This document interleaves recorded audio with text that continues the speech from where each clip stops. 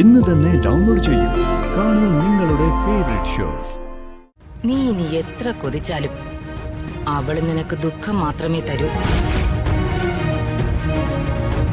അത് നീ മനസ്സിലാക്കിയ നിനക്ക് നല്ലത്.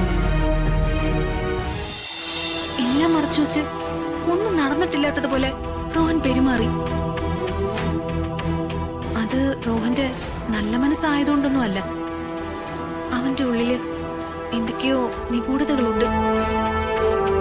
നമ്മളീ കാണുന്നതും കണ്ടുകൊണ്ടിരിക്കുന്നതും ഒന്നും അവന്റെ യഥാർത്ഥ മുഖമല്ല. അവൻ അണിഞ്ഞിരിക്കുന്ന നന്മ നിറഞ്ഞവന്റെ മുഖംമൂടിക്കുള്ളില് ഒരു ചെകുത്താനുണ്ടോന്ന് എനിക്ക് സംശയമുണ്ട്. മാഡത്തിന് അങ്ങനെ ഒരു സംശയം ഉണ്ടെങ്കിൽ എന്താ വേണ്ടെന്ന് വെച്ചാൽ ഞാൻ നോക്കിക്കോളാം. മാഡം ഇപ്പൊ സമാധാനായിട്ടിരിക്കെ. അച്ഛൻ യാത്ര ചെയ്ത കാറില് എങ്ങനെ മയക്കുമരുന്ന് വന്നു എന്ന് രാജു കണ്ടുപിടിക്കണം. തീർച്ചയായിട്ടും മാഡം, ഞാനത് കണ്ടുപിടിച്ചിരിക്കും. ശരി രാജു. ശരി മാഡം.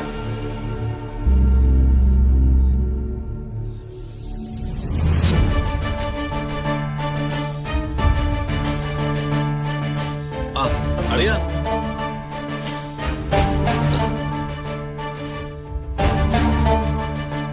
എനിക്ക് അളിയനോടൊന്ന് സംസാരിക്കണം. അളിയ ഫ്രീ ആണോ? എന്താ കാര്യം?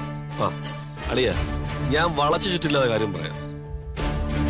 അളിയൻ ഇങ്ങനെ എപ്പോഴും ആ ഋതിക മേഡത്തെ ഫോൺ വിളിച്ച് അവരെ കാര്യത്തിൽ ഇടപെട്ട് സമയം കളയാതെ സ്വന്തം കാര്യം നോക്കി ജീവിക്കണം. ഓ, അപ്പൊ ഞാൻ ഇത്രയും നേരം ഫോണിൽ സംസാരിക്കുന്നത് മാറി നിന്ന് കേൾക്കുമായിരുന്നു. എന്ത് ചീപ്പ് പരിപാടി അളിയത്. അല്ല, അളിയൻ ഇത്രയും നാളും ഋതിക മാഡത്തിന്റെ വക്കാലത്തും പിടിച്ച് എന്നെ കൊണ്ട് മാഡത്തെ വിവാഹം കഴിപ്പിക്കാൻ നടക്കുമായിരുന്നല്ലോ. ഇപ്പൊ എന്താ അളിയന് പുതിയൊരു മാറ്റം? അളിയൻ എന്നെ കൊണ്ട് ഋതിക മാഡത്തിന് വിവാഹം കഴിപ്പിക്കണ്ടേ? വേണ്ട, അളിയ രമ്യ വിവാഹം കഴിച്ചാൽ മതി. രമ്യ വിവാഹം കഴിക്കാനോ? അളിയൻ എന്ത് ഭ്രാന്താ ഈ പറയുന്നത്? എന്താ അവിടെ ഒരു ബഹളം?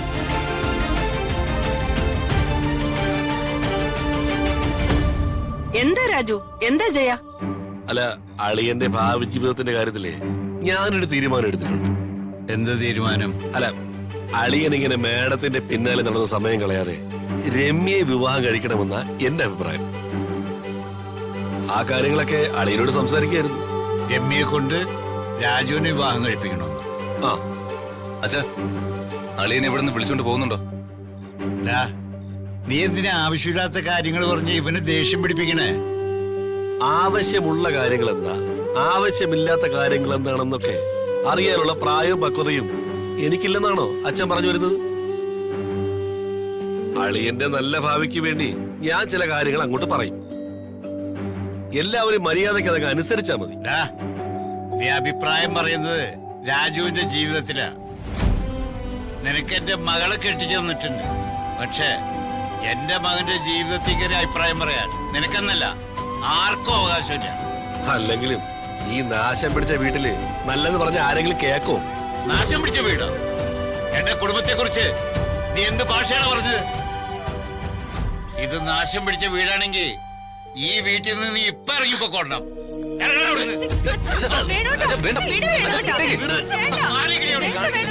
വായൊന്നും ഭാഷ നീ കേട്ടതല്ലേ? നീ ജയനെ വിളിച്ച റൂമിലേക്ക് പോ.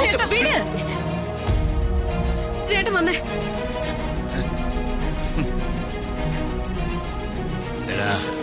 നീ അവൻ പറഞ്ഞൊന്നും കാര്യാക്കണ്ട. അവൻ വല്ല കള്ളും വലിച്ചു കയറ്റിയിട്ടുണ്ടാവും. അവൻ ഇനി ഇങ്ങോട്ട് വരാതെ ഞാൻ നോക്കിക്കോളാം. നീ സമാധാനായിട്ടിരിക്കും. നീ വാ. ഇങ്ങനെ മനുഷ്യന് സമാധാനം തരാത്ത ഒരുത്തനെയാണല്ലോ ദൈവമേ എന്റെ മകളെ കെട്ടിച്ചു കൊടുത്തത്. നീ വാടി.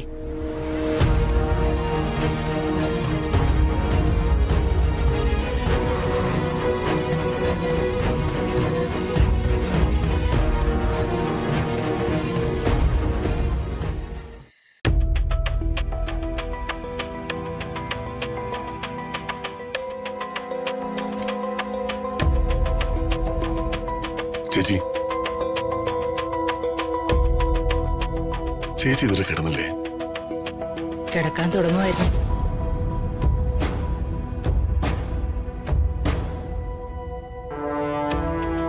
ഇത് പ്രഷറിന്റെ ഗുളിയാണല്ലോ. അതെ. അല്ല, ചേച്ചി പ്രഷറിന്റെ ഗുളിയെ കഴിക്കാൻ തുടങ്ങിയോ? കഴിച്ചല്ലേ പറ്റൂ പ്രതാപ. കാരണം ഇവിടെ നടക്കുന്നതെല്ലാം മനുഷ്യന്റെ പ്രഷർ കൂട്ടുന്ന കാര്യങ്ങളല്ലേ. ചേച്ചി പറഞ്ഞത് കറക്റ്റാ.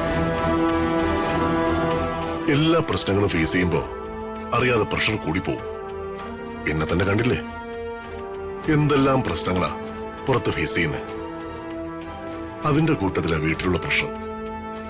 ചേച്ചിക്കറിയാലോ, എന്റെ ഏറ്റവും വലിയ പ്രഷറാ ഋതികയുടെ വിവാഹം. എന്തായാലും എനിക്ക് ആ ഒരു പ്രഷറിൽ നിന്നൊരു മുക്തി കിട്ടാൻ പോവുകയല്ലേ, അതിന്റെ ഒരു സമാധാനമുണ്ട്. നീ ഉദ്ദേശിച്ചത് എന്താണെന്ന് എനിക്ക് അങ്ങോട്ട് ക്ലിയർ ആയില്ല. ഇപ്പോ റോഹനുമായിട്ടുള്ള ബന്ധം നമ്മൾ ഉറപ്പിച്ചല്ലോ, അതാ ഞാൻ ഉദ്ദേശിച്ചത്. റോഹൻ മിടുക്കനാ, നല്ലൊരു ചെറുപ്പക്കാരനാ. അവനെ പോലൊരു പയ്യന്റെ ബന്ധം എന്റെ മകൾക്ക് കിട്ടിയത് ഒരു പുണ്യമായിട്ട് ഞാൻ കരുതുന്നു.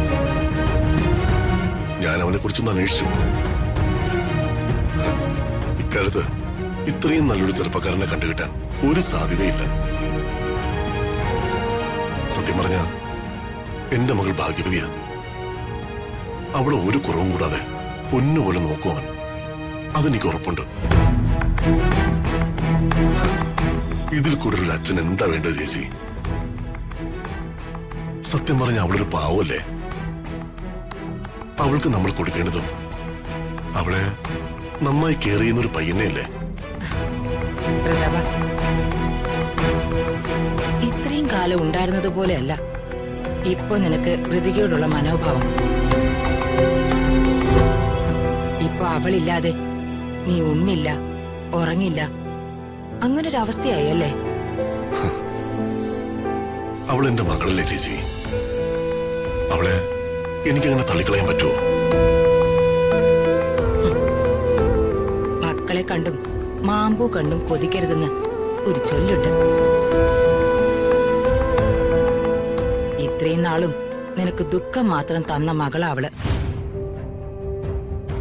ആ അവളെ നിനക്ക് ഇനിയും ദുഃഖം തരും പ്രതാപ.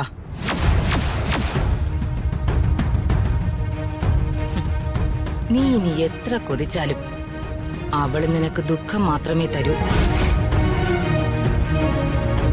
അത് നീ മനസ്സിലാക്കിയ നിനക്ക് നല്ലത്.